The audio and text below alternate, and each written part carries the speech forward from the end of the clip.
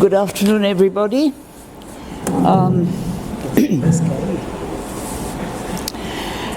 I would like to thank the organizers of this meeting for this invitation, simply because it brings me back to the good old days of JNU, what we think of as the good old days.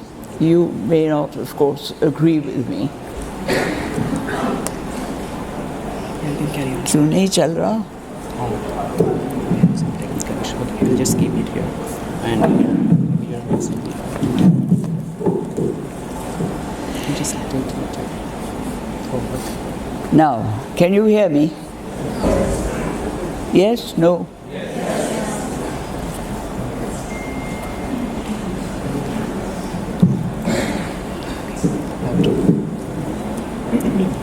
I'm soon going to be imprisoned with mics. Anyway, now you can hear me. All right. Let me begin by saying that there is nothing so difficult, I think, in the life of a scholar as writing a textbook for school children. It's a very tough assignment, and I must confess that if I had known how tough it is, I would never have taken it on. But anyway, in my case, it was tough enough writing the book, and it got even tougher because of the kinds of criticism that was sometimes made of the book, which was so appallingly bad that I couldn't even be bothered to answer it. But anyway, that's another matter altogether. I had never written textbooks when I got an invitation, which I could not refuse because it came from Professor R.C. Majumdar in 1963, when I had just joined Delhi University, asking me if I would participate in this new program which the NCERT was starting, of writing textbooks for schools. And would I write the textbook for class 6 and class 7? That's 12 and 13-year-olds. My first reaction was no, I've never written a textbook in my life, and I really am not terribly interested. And then I talked to various colleagues at Delhi University, and they said, you know, we're always complaining about how badly history is taught in school, with the result that the students that come up to do history at university are ill-prepared. Now, this is a chance for you to put down in the form of a book the kinds of things that you should be addressing in a textbook. So rather reluctantly, I took it on. And as I began to do my thinking about it and researching the idea of the textbook, I began to realize that there is a historiography involved in the writing of particularly textbooks. That is, that you have to go into the question of how did this idea arise, and how was it referred to and handled by earlier historians, and what is the difference that we are making in writing new books.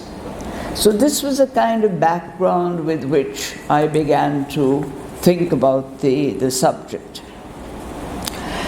My hesitation remained because I realized two things. One is that if you're writing for young teenagers, interested young teenagers, you have to be on top of the subject. There can be no dilly-dallying and saying, I may think this and I may think that and we might think. You have to be firm. You have to know what you're talking about. And believe me, not all of us always know what we're talking about. But anyway, there it is. The second thing is that you cannot talk down to your audience. The one thing that children and teenagers in particular are very aware of is, am I being treated as a child? Am I being talked down to? Or am I being treated as a thinking adult?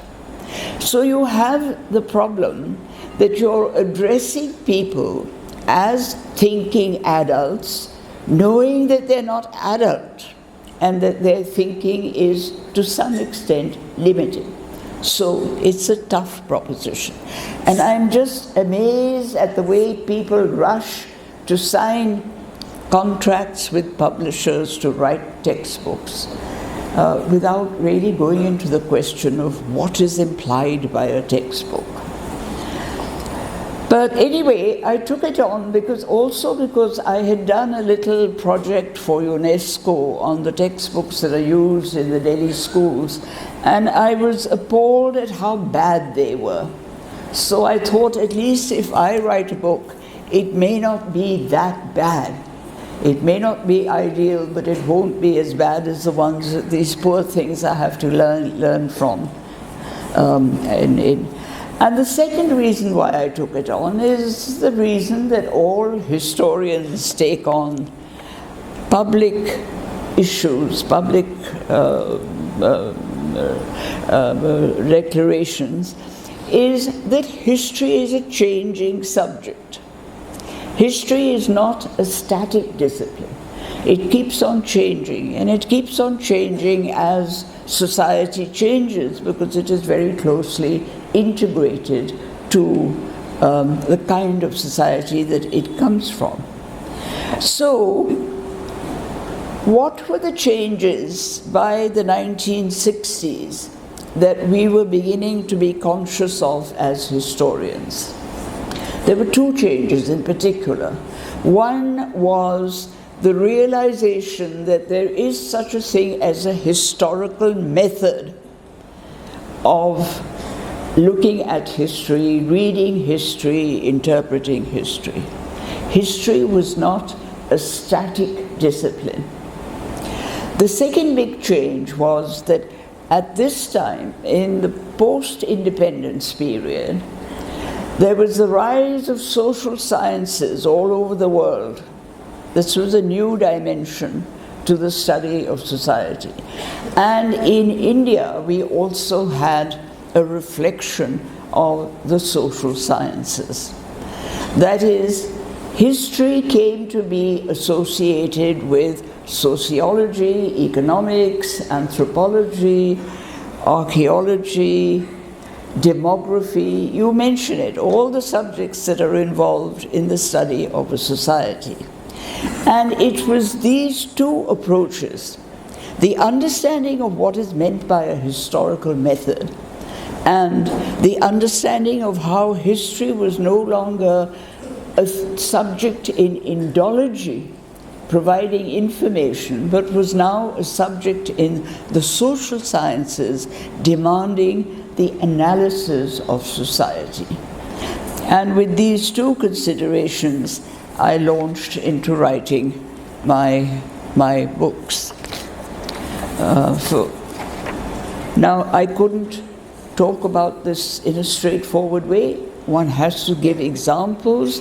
One has to explain to the young student what these changes are.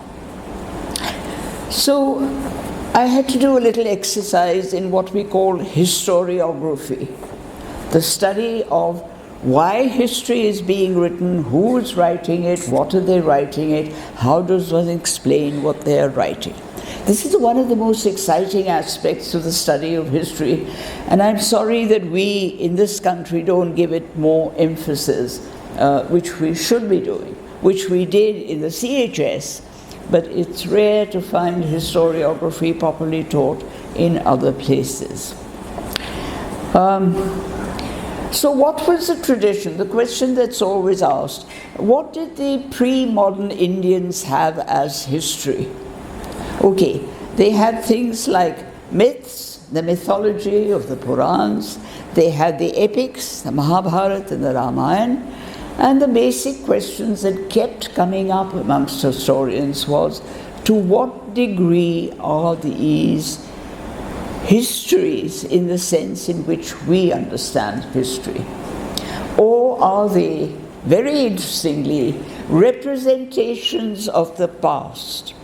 And the present-day historian then studies them as the representations of the past, which makes them extremely interesting, but doesn't necessarily imply that you have to have the skeleton of chronology, you have to have an understanding of events and what happened. That came much later. So what do we have in our tradition?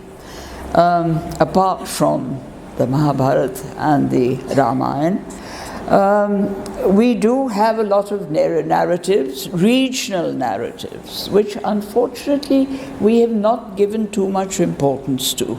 We focus so much on the important Sanskritic tradition and the later Indian language tradition that we sometimes forget that, even the oral tradition and the study of localization of the main themes is extremely important, and particularly important to the study of history.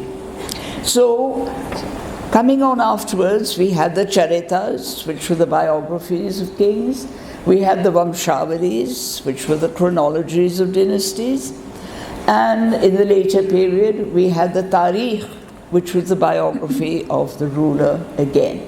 So this kind of tend towards writing about more realistically, writing about rulers and events was there in our tradition.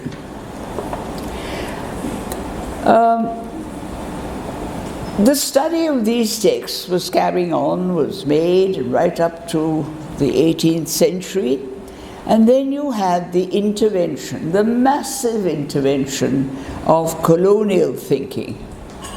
And colonial thinking then brings in a new kind of historiography. Colonial writers went around asking learned scholars in India, what are the texts that are historical? And they quoted the Greek examples and the Chinese examples. And of course the reply was, we don't have texts like that. So the assumption of the colonial writing was, we have to start writing, discovering and writing the history of India from scratch. There's nothing we can take from the Indian tradition. So the earliest colonial history is more invention than actual history. What am I referring to? I'm referring to the basic text that the colonial writers started with, James Mill, The History of British India. And what was Mill's argument? Mill's argument was that the history of India consists of the history of two nations, the Hindu nation and the Muslim nation. Now remember, at that time, nationalism was alive all over, but this was not a definition of nationalism or nations.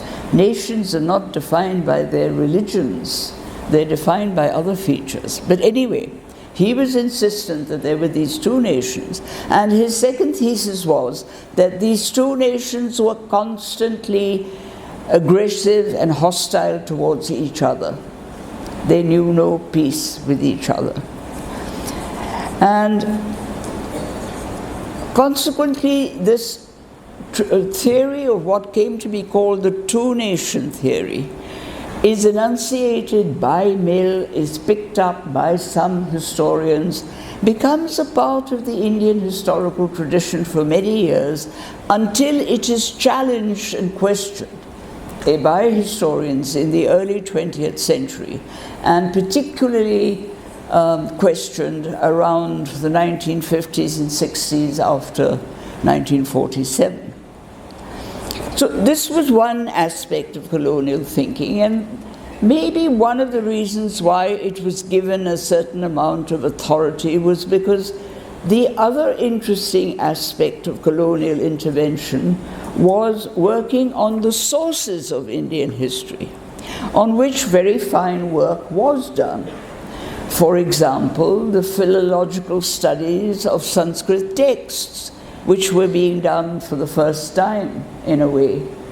That was a new feature. And secondly, the study of the sources like deciphering inscriptions. The Brahmi script, which was deciphered in 1837, suddenly opens up a whole new world of source material for the historian, which is the world of the inscriptions. And many of us have argued that the major contribution to Indian history should be a detailed study of history from inscriptions rather than only from texts. Texts are very important, but the inscriptions are equally important for a historical understanding. And this is something which, of course, was done very, very carefully. The decipherment of Brahmi was extremely important. But anyway, returning to historiography, the common understanding was that all Asian societies have a system of what is called Oriental despotism.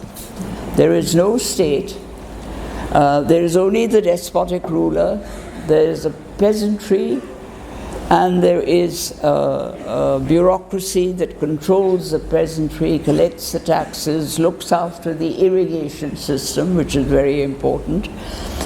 And the wealth is all directed to the despot. Hence this fabulous story of the wealthy Asian rulers, which really was more mystic rather than actual, but nevertheless it was there. All of this, of course, meant, when they said that there's no state and there's no writing and so on, it meant, again, history was denied. The presence of history in the pre-modern Indian past was denied. Now, in addition to James Mill and the two-nation theory, there was Max Muller and a whole range of people from William Jones onwards who were analyzing the texts, the Sanskrit texts, and particularly the Vedic texts, and arguing for what they called the Aryan theory of race, that the Aryans were a superior race, superior to every other in India. The Aryans, the Hindus are in fact descendants of the Aryans. Hinduism is rooted in Aryan religion. So Aryanism became the important feature of this theory and this understanding of pre-modern early Indian history. Now these two theories, the two-nation theory and the theory of the Aryan race, became absolutely foundational to the history that was constructed by colonial writers. And as I said, some of these ideas seeped into Indian historical writing, some were questioned. And slowly and gradually, the questioning got bigger and bigger until, in fact, by the 1950s, both theories were seriously discarded or beginning to be discarded by professional historians. Now, it's important to remember to keep these two theories in mind because they are constantly brought up again and again in history that we now regard as completely out of date. It has no standing in professional historical writing, but it is there in the public image of the ancient history. What is also important, the question of course is that how did all this come to be challenged? It came to be challenged because there were new ideas, new disciplines coming up. Archaeology was very important.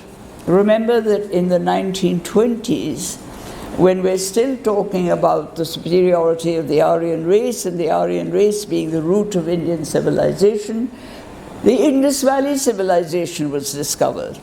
And this was totally different from what was being said in the texts, what was found on the ground.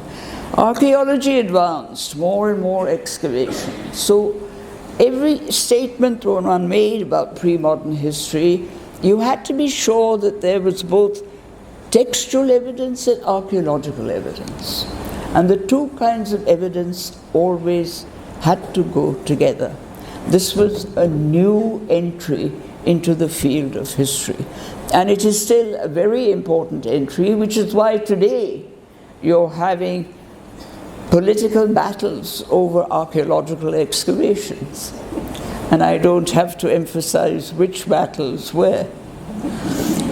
And the other aspect, as I mentioned, was social sciences. Now, in the social sciences, you don't just say, history tells us that this happened and this happened and this happened. The social sciences start asking questions about why did this happen? How did this happen? And what was the eventual result of what's happened? So it's a new set of questions. And what I'm arguing is that the questioning of existing history has always to come only by new methods of analysis and new kinds of questions that are to be asked of the sources. You cannot just sit there quietly saying, this is the way it is, but we believe in this and we believe in that and so on the other. You have to have this. And the more new evidence that comes in, the more complicated history becomes. I mean, you take something like the Aryan question today. In the time of Mueller, right up to the time of Mueller, it was, you read the texts, you read them carefully, you were very good Sanskritists, and that was all that was required. Then came archaeology. How do you correlate the text with the text with the artifact? Very important. After that came linguistics, which is a study not just of language per se, but the function of language, the origin of language, the kinds of influences. And suddenly you get people writing about non-Aryan influences in Vedic Sanskrit. And linguistics takes on a life of its own, because remember that in any language, the moment you have a straightforward language that has an element of another language, you have to ask the question, what was the cultural relationship between the speakers of both languages? So, if you argue and if you agree that there are elements of non-Aryan in Vedic Sanskrit, you have to give some evidence for other speakers speaking other languages that might have had an influence. Now, all of this is really extending the research. And what I'm trying to argue is that as theories change, if the theory is valid and is not just a lot of nonsense, there is an extension of the research, of the ideas. And the good historian keeps up with this extension. At some point, in old age, one says, enough, I can't do anything more, and you leave it to the younger lot. As I keep on saying, it's now up to you guys to do the things. We're all through. But there is that notion, that importance of change and the extension of research. And so, what is it that one looks for when one talks about why and how? Why did an event take place? Did society change? Did caste change? We've all been brought up on the theory that caste, once it was defined as varnashram dharma, nothing changed. I'm sorry, that's not the case. We have a lot of very puzzling evidence which suggests that there were changes. There were new castes coming in, old castes being transferred into new castes, and so on and so forth. How does caste get transferred from one religious group to another? Muslims have castes. Christians have castes. What is this social organization? How did it change? And the social historian today is looking at the changes that occurred through time. Similarly, economy. we didn't have the same economy for 4,000 years, for goodness sake. We had different kinds of economies that interacted. You had pastoral groups, nomadic groups, you had primitive agriculture, you had advanced agriculture, you had urbanization and trade. What are these economic groups doing with each other and how are they relating? And then, very important, religion comes in.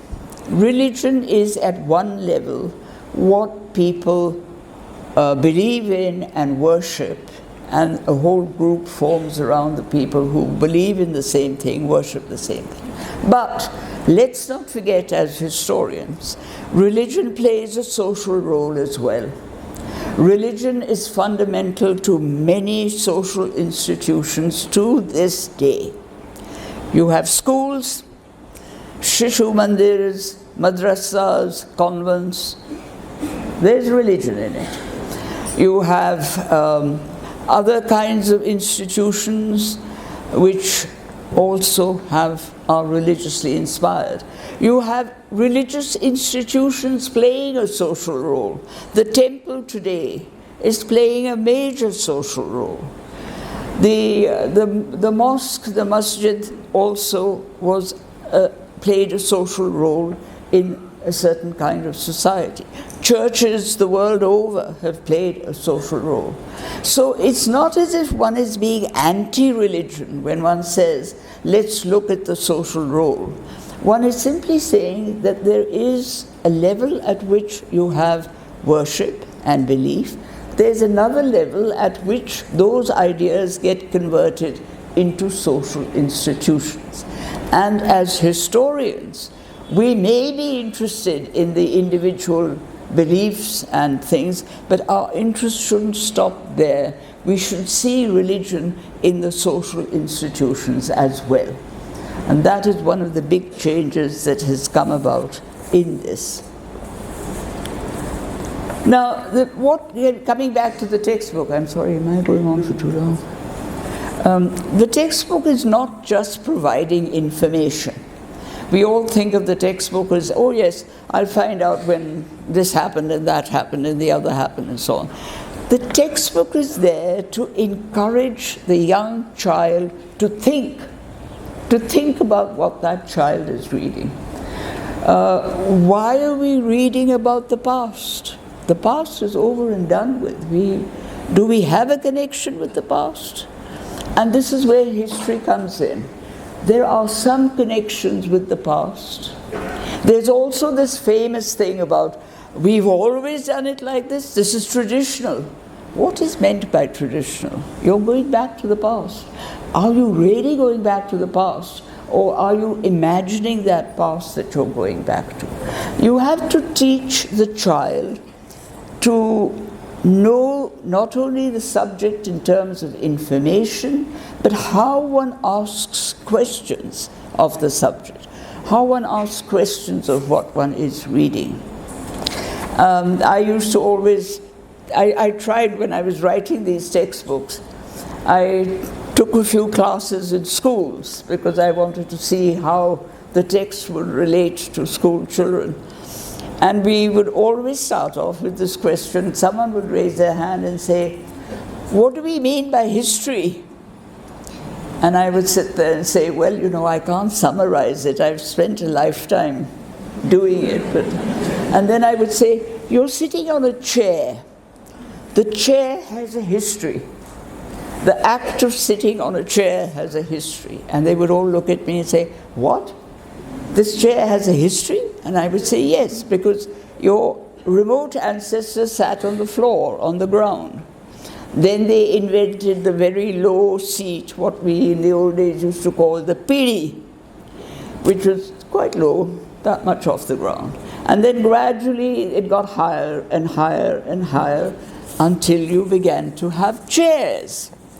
And when you got high enough and had chairs, you had a back to the seat, you had arms to rest on, and it became a comfortable way of sitting down. Now, this didn't happen right at the beginning, it happened over time. And the historian of the chair will look into the issues of what went into changing it.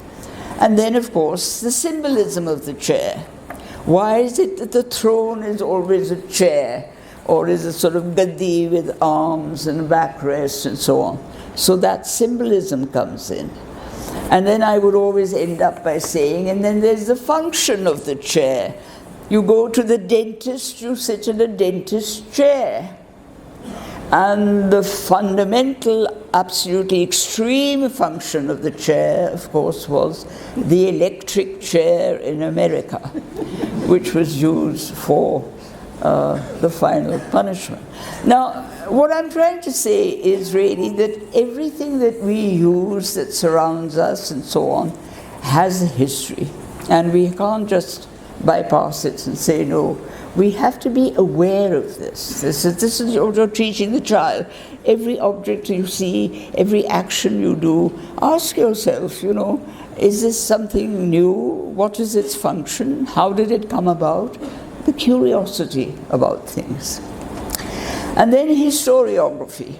Why do we write history the way? What do we mean by historiography, which is looking at the historians, looking at what they write, so on. Who writes history? In the old days, it used to be, it's an easy subject. I remember when I was having this crisis about should I write a textbook or not, people came up to me and said, what's the problem with writing a textbook? You've written so many general histories of India, just pick out a few points and put them together, and you have a textbook. And I said, no, because a textbook has a different function. It's to teach children to think. And so training becomes very important. You are also training the child in the subject in which you have a textbook. And so you have graded textbooks that go from the very simple to the more complicated because that training is absolutely necessary. What is the difference between looking at a text of anything, the Harsha Charita, there's a text before you, you look at it, but then you go and dig up near Kannauj and you find objects of various kinds. How do you correlate the two? What do the objects mean? What is the nature of evidence? The nature of evidence keeps on changing. And today, our evidence for many things in terms of identity, which is the big issue that everyone's battling over. The DNA, unheard of 50 years ago. Today, you keep on asking for excavated material, skeleton material, in order to get a DNA. So the point that I'm trying to make is that in all this business of teaching the child to think and so on, the narratives that are very important, when did this event happen? And this is a chronology which is much debated over because not everybody uses the same yardstick. So you have to be careful to say that according to this particular text, the Mahabharata dates to 980,000 BC. But according to this text, it dates to 100 BC. You have a difference. Now you can't just go on insisting that it dates to the Treta Yuga and not to the Kali Yuga without finding evidence in the Treta Yuga or from sources that refer to the Treta Yuga, which refer to the Rama story or whatever the story may be. The point I'm trying to make is that chronology may be a little uneven in parts, but there are many ways now of ascertaining a very precise chronology. And the historian should be aware of the fact that there are precise chronologies, that you don't have to go only by what mythology tells you or what is written in some text which may not be of much use. And then, of course, the comparative way of looking at societies. This is very, very crucial today Because, you know, in the late 19th century, when all these new things were happening and the social sciences came into existence and so on, the late 19th century, there were many theories of explanation. There were many philosophers and sociologists who said, I will tell you how these social institutions came into existence. I will tell you how history happened. You had Karl Marx with his long modes of production and his theory of slavery and feudalism and going on to capitalism. You had Max Weber, very popular among sociologists today, going back into history, sociologists going back into history, talking about particularly religion and society. Now, I'm not saying that we as historians should pick up what Max Weber says about religion and society and say, this is what happened to Hinduism in the pre-second millennium AD, and this is what happened when Islam came in and so on. No. But there are questions that Max Weber and Weberites are asking about this relationship between religion and society, which questions we could ask of our material. We may find totally different answers, and good if they're different, but those questions are basic. And whether it comes from Marx, or whether it comes from Weber, or whether it comes from Foucault, or whether it comes from Hayden White, or any of these people that are mentioned these days, the questions are fundamental, and those questions are tied into history becoming a social science and have to be reflected in the textbooks that we are giving to students, school students. And please remember that these theories of explanation relate to understanding a historical period, a historical construction. They are not political theories. A Marxist understanding of history is an understanding of the historical society in Marxist terms. It is not communist history. Communism is part of a political theory, a political activity. I mean, I was quite appalled the other day when I heard an archaeologist talking about the bringing down of the Barbary Masjid and saying it was all because of communist historians. Marxist historians, yes, but not communist historians, please. So do remember that there's a difference between using a theory to explain a society and using a theory for political reasons. That's only part of the society, but the two are very distinct and separate. The other point I want to make is, and then I'll stop, is that if you pick up a theory of explanation, be it Weberian or Marxist or any of the others I've mentioned, you don't have to take the entire theory and apply it and say, there, now this is a Marxist interpretation of history. I've proved that there was slavery, feudalism, capitalism. For example, the debate on feudalism in India began with one or two historians saying there was feudalism, and some went into the Marxist picture of feudalism and said that's exactly what it was.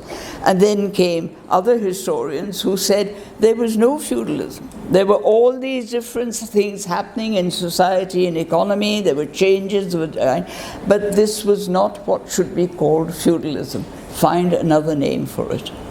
So remember that you can pick up these questions. I don't mean arbitrarily, but there are some questions which are large enough to be taken out of the theory of explanation and applied, and you might get an answer at the end of it. So the point I'm trying to make is that the entire theory does not have to be applied. And you look really for what further explanation a theory can give. You must begin by saying, I will try it out. It's like going into a shop and saying, I'm trying out this sari. So you don't immediately say, I want it or I don't want it. You wrap it around yourself, you look at yourself in the mirror and so on. Say, well, maybe, yes, it's all right. Maybe I can get another one with a little bit of this. There's a bit of that. I'm sorry I'm reducing it to something very banal, but there's a little bit of that in looking for historical explanations, because you have to keep trying. One works, one doesn't work, one aspect works, another aspect doesn't work. And that's the excitement, the intellectual excitement of writing history, that you're trying out these explanations and you're seeing which ones work and which ones don't work, why they don't work, why they work, and so on. There's a lot of why and how involved in the writing of history. And it's that sense of why and how which we need to get into our textbooks. Please, let me end by saying textbooks are not catalogues of information. They're not like telephone directories. There's a number on one side and there's a label on the other side, and you keep going down through time. In the year so-and-so this happened, in the year so-and-so this happened, and then this happened, and this happened. No, that's not history, that's not textbook. The textbook is a text that says to the child, now this is what happened, and let's look at why it happened and how it happened. Very, very fundamental. Thank you very much.